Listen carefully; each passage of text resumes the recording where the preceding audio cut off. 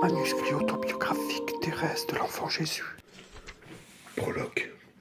Janvier 1895. Histoire printanière d'une petite fleur blanche, écrite par elle-même et dédiée à la révérende mère Agnès de Jésus. C'est à vous, ma mère chérie, à vous qui êtes 2 fois ma mère, que je viens confier l'histoire de mon âme. Le jour où vous m'avez demandé de le faire, il me semblait que cela dissiperait mon cœur en l'occupant de lui-même.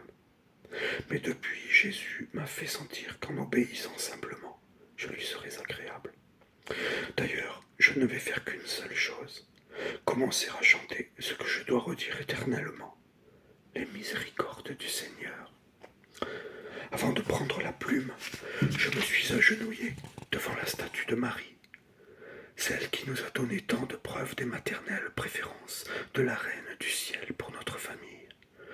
Je l'ai supplié de guider ma main, afin que je ne trace pas une seule ligne qui ne lui soit agréable.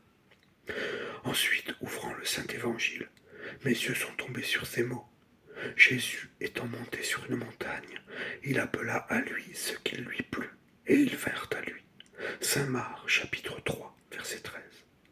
Voilà bien le mystère de ma vocation, de ma vie tout entière, et surtout le mystère des privilèges de Jésus sur mon âme. Il n'appelle pas ceux qui en sont dignes, mais ceux qu'il lui plaît, ou comme le dit saint Paul, Dieu a pitié de qui il veut, et il fait miséricorde à qui il veut faire miséricorde. Ce n'est donc pas l'ouvrage de celui qui veut, ni de celui qui court, mais de Dieu qui fait miséricorde.